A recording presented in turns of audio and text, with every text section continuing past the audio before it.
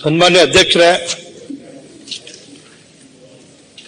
ಏನಿವತ್ತು ನಾವೆಲ್ಲರೂ ಕೂಡ ಇಡೀ ಸದನದಲ್ಲಿ ತಾವೇನು ಸಂತಾಪ ಸೂಚನೆ ತಂದಿದ್ದೀರಿ. ಇಡೀ ಭಾರತ ದೇಶದಲ್ಲಿ ಯಾರಾದರೂ ಒಬ್ರು ಆದರ್ಶ ನಾಯಕರು ಹಿಂದಿನ ಅದು ಇವತ್ತಿನ ರಾಜಕಾರಣಿಗಳಿಗೆ ಒಂದು ಆದರ್ಶ ವ್ಯಕ್ತಿಯಾಗಿದ್ದಂಥವರು ಡಾಕ್ಟರ್ ಮನಮೋಹನ್ ಸಿಂಗ್ ಅವರು. ಸನ್ಮಾನ್ಯ ಅಧ್ಯಕ್ಷರೇ, ಡಾಕ್ಟರ್ ಮನಮೋಹನ್ ಸಿಂಗ್ ಅವರು ಆರ್ಥಿಕ ಉದಾರೀಕರಣ ಜಾಗತೀಕರಣದ ಜೊತೆಗೆ ಆರ್ಥಿಕ ತಜ್ಞರಾಗಿ ಇಡೀ ದೇಶವನ್ನ ಯಾವ ರೀತಿ ಅಭಿವೃದ್ಧಿಯಲ್ಲಿ ಕೊಂಡೊಯ್ಯಬೇಕು ಅಂತೇಳಿ ಕಾರ್ಯಕ್ರಮವನ್ನ ಯೋಜನೆಗಳನ್ನು ರೂಪಿಸಿ ಜಾರಿಗೆ ತಂದಂತ ಒಬ್ಬ ಪ್ರಬುದ್ಧ ನಾಯಕರು. ಅವ್ರು ಯಾವುದೇ ಚುನಾವಣೆಯಲ್ಲಿ ಸ್ಪರ್ಧೆಯನ್ನ ಮಾಡದೆ ಅಂತ ವಿದ್ವತ್ತಿರ್ತಕ್ಕಂಥ ಒಬ್ಬ ನಾಯಕರನ್ನ ಗುರುತಿಸಿ ಸೋನಿಯಾ ಗಾಂಧಿ ಅವರು ಪ್ರಧಾನಮಂತ್ರಿಯಾಗಿ ಏನ್ ಮಾಡಿದ್ರು, ನಾನು ಸೋನಿಯಾ ಗಾಂಧಿ ಅವ್ರನ್ನ ಇವತ್ತು ಅಭಿನಂದಿಸ್ತೇನೆ.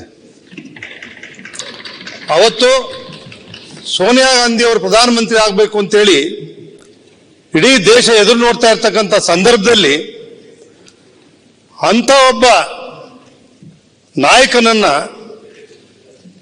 ಗುರುತಿಸಿ ಪ್ರಧಾನಮಂತ್ರಿಗಳಾಗಿ ಮಾಡಿದ್ರಿಂದ, ಆ ಸ್ಥಾನದಲ್ಲಿ ಅವ್ರು ಕುಂತಿದ್ರಿಂದ, ಅಂಬೇಡ್ಕರ್ ಅವರು ಯಾವ ರೀತಿ ದೇಶಕ್ಕೆ ಸಂವಿಧಾನವನ್ನು ಕೊಟ್ಟರೋ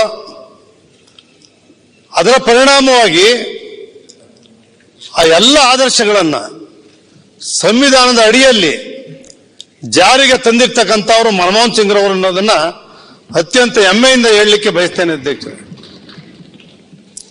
ಅಧ್ಯಕ್ಷರೇ, ಈಗಾಗಲೇ ಇಡೀ ದೇಶದಲ್ಲಿ ಆರ್ಥಿಕ ತಜ್ಞರಾಗಿ ಆರ್ಥಿಕ ವ್ಯವಸ್ಥೆಗೆ ಭದ್ರವಾದಂಥ ಬುನಾದಿಯನ್ನ ಹಾಕಿಕೊಟ್ಟಂತವರು ಮನಮೋಹನ್ ಸಿಂಗ್ ರವರು.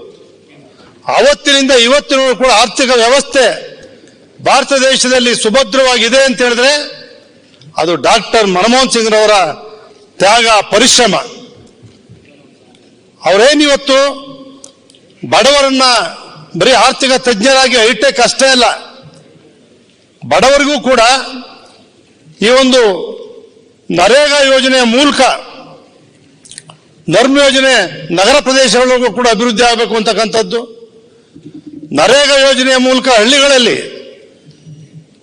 ಊಟ ಇಲ್ಲತಕ್ಕಂಥ ಬಡವರೇ ಕೂಲಿ ಕಾರ್ಮಿಕರಿಗೆ ಪ್ರತಿನಿತ್ಯ ಕೂಲಿ ಕೆಲಸ ಕಾಯಕ ಮಾಡಿ ಊಟ ಮಾಡ್ತಕ್ಕಂಥದ್ದನ್ನ ಜಾರಿಗೆ ಕೊಟ್ಟಿರ್ತಕ್ಕಂಥದ್ದು ಇವತ್ತಿಗೂ ಕೂಡ ಬಡವರಿಗೆ ಎಷ್ಟು ಜನಕ್ಕೆ ಅವರನ್ನ ಕೊಟ್ಟಿದ್ದಾರೆ ಅಂತಕ್ಕಂಥದ್ದನ್ನ ಇಡೀ ದೇಶ ಇವತ್ತು ಅವ್ರನ್ನ ನೆನೆಸ್ತಾ ಇದೆ. ಅಧ್ಯಕ್ಷರೇ, ಅದು ಶಿಕ್ಷಣ ಕ್ಷೇತ್ರಕ್ಕಿರ್ಬೋದು, ಪ್ರತಿಯೊಂದು ಕ್ಷೇತ್ರದಲ್ಲೂ ಭಾರತ ದೇಶದ ಒಂದು ಹೆಗ್ಗುರುತನ್ನ, ಭಾರತ ದೇಶವನ್ನ ಇಡೀ ಪ್ರಪಂಚದಲ್ಲೇ ಯಾವ ರೀತಿ ಪ್ರಜಾಪ್ರಭುತ್ವದಲ್ಲಿ ಆಡಳಿತವನ್ನು ನಡೆಸಬೇಕು ಅಂತಕ್ಕಂಥದ್ದನ್ನ ತೋರಿಸ್ಕೊಟ್ಟಂತವರು ಡಾಕ್ಟರ್ ಮನಮೋಹನ್ ಸಿಂಗ್ ಅವರು. ಅಧ್ಯಕ್ಷರೇ, ಶಿಕ್ಷಣ ಕ್ಷೇತ್ರದಲ್ಲಿ ಇರ್ಬೋದು, ಬೇರೆ ಬೇರೆ ಎಲ್ಲಾ ಕ್ಷೇತ್ರಗಳಲ್ಲೂ ಕೂಡ ಒಂದು ಅಭಿವೃದ್ಧಿಯನ್ನು ಕೊಟ್ಟು ಅಡಿಗಲ್ಲನ್ನ ಕೊಟ್ಟಿರ್ತಕ್ಕಂಥವ್ರು ಡಾಕ್ಟರ್ ಮನಮೋಹನ್ ಸಿಂಗ್ ರವರು. ಇಡೀ ದೇಶದ ಜನತೆ ಅವರಿಗೆ ಸಂತಾಪವನ್ನು ಸೂಚಿಸುತ್ತೆ, ಗೌರವವನ್ನು ಸಲ್ಲಿಸುತ್ತೆ. ಅದೇ ನಾನು ಕೂಡ ಈ ಸಂದರ್ಭದಲ್ಲಿ ನನ್ನ ಆತ್ಮಪೂರ್ವಕವಾಗಿ ಗೌರವಪೂರ್ವಕ ಸಂತಾಪವನ್ನು ಸಲ್ಲಿಸ್ತಾ ಅಧ್ಯಕ್ಷರೇ, ನಮ್ಮ ಜಯವಾಣಿ ಮಂಚೇಗೌಡರು, ಮದ್ದೂರಿನವರು, ಮಂಚೇಗೌಡರು ಮಂಡ್ಯ ಜಿಲ್ಲೆಯ ಒಬ್ಬ ದೊಡ್ಡ ನಾಯಕರು. ಅವರ ಶ್ರೀಮತಿಯವರು ಜಯವಾಣಿ ಮಂಚೇಗೌಡರು. ಅವ್ರು ನಿಧನರಾದಂತ ಜಯವಾಣಿ ಮಂಚೇಗೌಡರು ಅಧ್ಯಕ್ಷರೇ ಶಾಸಕರಾಗಿ ನಮ್ಗೆ ಹತ್ತಿರದವರು. ಅವ್ರ ಮಗ ಮಹೇಶ್ ಚಂದ್ರ ಅವರು ಕೂಡ ಶಾಸಕರಾಗಿದ್ರು. ಇನ್ನೊಬ್ಬ ಮಗ ಸ್ವರೂಪ್ ಅವರು ಜಿಲ್ಲಾ ಪಂಚಾಯತ್ ಸದಸ್ಯರಾಗಿದ್ರು. ಇಷ್ಟೆಲ್ಲ ಅವ್ರ ಮಕ್ಕಳು ಇದ್ರೂ ಕೂಡ ಸರಳವಾದಂತ ಮಹಿಳೆಯರಿಗೆ ಒಂದು ಆದರ್ಶ ಮಹಿಳೆಯಾಗಿ ಈ ಜನಸೇವೆಯನ್ನು ಮಾಡಿದಂಥವ್ರು ಜಯವಾಣಿ ಮಂಚೇಗೌಡರು. ಅಧ್ಯಕ್ಷರೇ, ಅವರ ಆತ್ಮಕ್ಕೂ ಕೂಡ ನಾನು ಚಿರಶಾಂತಿಯನ್ನ ಕೋರ್ತೇನೆ. ಶ್ರೀನಿವಾಸ್ ಅವರು ದೊಡ್ಡ ನೇರವಾಗಿ ಮಾತಾಡ್ತಕ್ಕಂಥ ಒಂದು ವ್ಯಕ್ತಿತ್ವ ಇದ್ದಂತ ಒಬ್ಬ ದೊಡ್ಡ ನಾಯಕ. ಬೆಂಗಳೂರಿನ ಅಭಿವೃದ್ಧಿಯ ಬಗ್ಗೆ ನಮ್ಮ ದೇವೇಗೌಡರು ಜನತಾ ಪಕ್ಷ ಜನತಾದಳ ನಮ್ಮ ಜೊತೆ ಇದ್ರು. ಶ್ರೀನಿವಾಸ್ ಅವರು ಅತ್ಯಂತ ರಾಜಕೀಯ ಕ್ಷೇತ್ರದಲ್ಲಿ ಪ್ರಾಮಾಣಿಕವಾಗಿ ದಕ್ಷತೆಯಿಂದ ಸೇವೆಯನ್ನು ಸಲ್ಲಿಸ್ತಾ ಇರತಕ್ಕಂಥ ಒಬ್ಬ ನಾಯಕರು. ಅವರ ಆತ್ಮಗೂ ಕೂಡ ನಾವು ಚಿರ ಶಾಂತಿಯನ್ನ ಕೋರ್ತಾ ಅಧ್ಯಕ್ಷರೇ. ಅದೇ ರೀತಿ ಶ್ಯಾಮ್ ಬೆನ್ಗಲ್ರವರು, ನಾ ಡಿಸೋಜರ್ ಅವರು, ಸುಕ್ರಿ ಬೊಮ್ಮೇಗೌಡರವರು ಕೊಟ್ಟಿರ್ತಕ್ಕಂಥ ಕೊಡುಗೆ ಅಪಾರವಾದಂತಹದ್ದು.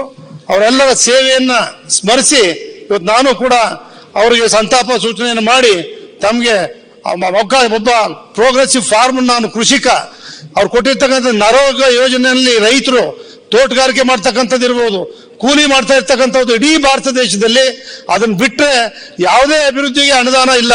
ಒಂದೇ ಒಂದು ಮಾತು ಅಧ್ಯಕ್ಷರೇ, ನಮ್ಮ ಉಪಮುಖ್ಯಮಂತ್ರಿಗಳು ಹೇಳ್ತಾ ಇದ್ರು, ನಗರದಿಂದ ಹಳ್ಳಿಗಳಿಂದ ನಗರಕ್ಕೆ ಬರ್ತಾ ಇದ್ದಾರೆ, ಅದಕ್ಕೆ CSR ಫಂಡ್ ಅಲ್ಲಿ ಎಲ್ಲಾ ಶಾಲೆಗಳು ಕೊಡ್ತಾ ಇದೀವಿ ಅಂತ ಹೇಳಿ.